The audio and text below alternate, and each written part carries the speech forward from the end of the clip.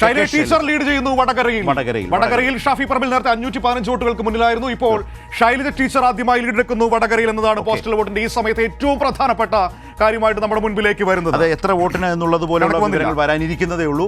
ഏതായാലും വടകരയിൽ Shailaja teacher lead ചെയ്യുന്നു എന്ന വിവരം 9-10 എന്ന നിലയിലാണ് ഈ പോസ്റ്റൽ ബാലറ്റിൽ കാണുന്ന ഒരു വോട്ടർമാരുടെ ആഭിമുഖ്യത്തിൽ രണ്ട് മുന്നണികളും സമാസമം എന്ന നിലയിൽ തന്നെ മുന്നോട്ട് പോയിക്കൊണ്ടിരിക്കുന്ന ഒരു കാഴ്ചയാണ് നമ്മുടെ മുമ്പിലേക്കുള്ളത്. 9 LDF ലീഡ് ചെയ്യുന്ന വിവരം, 10 UDF, ഒരിടത്ത് ലീഡ് ഉയർത്തുന്നു എം മുകേഷ് 114 വോട്ടുകൾക്ക് മുന്നിൽ.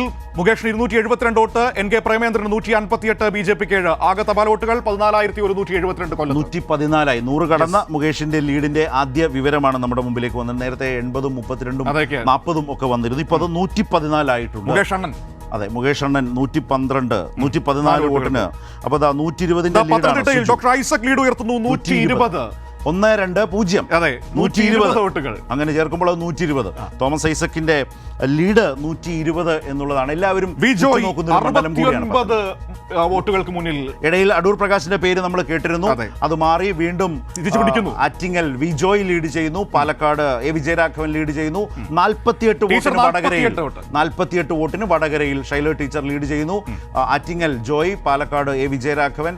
അതേസമയം തിരുവനന്തപുരത്ത് രാജീവ് ചന്ദ്രശേഖർ, കൊല്ലത്ത് മുകേഷ്, ഇവരൊക്കെയാണ് ഇപ്പോൾ ഈ മിനിറ്റിൽ ലീഡ് ചെയ്തുകൊണ്ടിരിക്കുന്നത്. കൊച്ചിയിൽ, എറണാകുളത്ത് ഹൈബി ഈഡൻ, അതുപോലെ ചാലക്കുടിയിൽ പ്രൊഫസർ രവീന്ദ്രനാഥ്, അതുപോലെ ആറ്റിങ്ങലിൽ നേരത്തെ നമ്മൾ പറഞ്ഞു, അതുപോലെ വടകരയിൽ Shaila teacher, Palakkad A Vijayaraghavan, Kasaragod Balakrishnan master LDF lead ചെയ്യുന്നു. അങ്ങനെ വിവിധ മണ്ഡലങ്ങളുടെ വിവരങ്ങൾ ഓരോന്നായി നമ്മുടെ മുമ്പിലേക്ക് വന്നുകൊണ്ടിരിക്കുകയാണ്.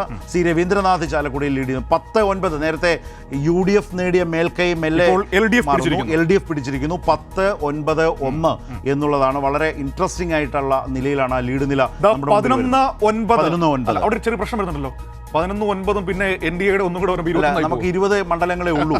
അത് മാറി അല്ല, പിന്നെ വിഷയമുണ്ട്. ഇത് പറ്റില്ല കേട്ടാ. അപ്പൊ കണ്ണൂരിൽ LDF 9 വോട്ടുകൾക്ക് മുന്നിൽ. കണ്ണൂരിൽ LDF 9 വോട്ടുകൾക്ക് മുന്നിലാണ്. കണ്ണൂർ ആദ്യം വിജോയ് ലീഡ് ഉയർത്തുന്നു 73 വോട്ടുകൾ. പോസ്റ്റൽ വോട്ടുകളിൽ ആറ്റിങ്ങലിൽ ലീഡ് തിരിച്ചു പിടിക്കുന്നു വിജോയ് 73 വോട്ടുകൾ.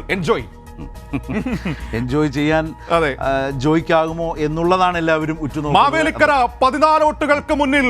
മാവേലിക്കരയിൽ അരുൺകുമാർ LDF 14 വോട്ടുകൾക്ക് ആദ്യഘട്ടത്തിൽ മുന്നിൽ.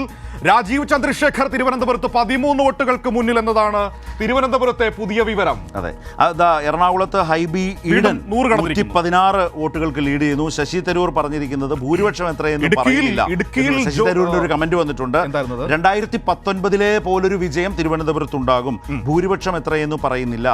ദേശീയ തലത്തിലെ എക്സിറ്റ് പോളുകൾ അദ്ദേഹത്തിന് അതിശയം തോന്നി. ഒന്നാമത്തെ വാചകം കണ്ടോ, വീഴ്ചയോ കുറവോ ഉണ്ടെങ്കിൽ മാറ്റം വേണം. ആരുടെ കാര്യമാണോ നമുക്ക് പിന്നെ കാര്യമാണോ അതോ അദ്ദേഹത്തിന്റെ പാർട്ടിയുടെ കാര്യമാണോ ഒന്നും മനസ്സിലാവുന്നില്ല. പോരായ്മകളെ പരിഹരിച്ച് മുന്നോട്ട് പോകുന്ന തെരഞ്ഞെടുപ്പിന് ഇപ്പോഴേ പറഞ്ഞു വെക്കുന്ന എന്തിനാണോ എന്തോ. ഇടുക്കിയിൽ ഡീൻ കുര്യാക്കോസ് 2074 വോട്ടുകൾക്ക് ലീഡ്. ശരി, എനിക്ക് തോന്നുന്നു ഈ പോസ്റ്റൽ വോട്ടുകൾ ഏറ്റവും കൂടുതൽ ലീഡ് ഈ സമയത്ത് കിട്ടിയിരിക്കുന്നത് ഡീൻ.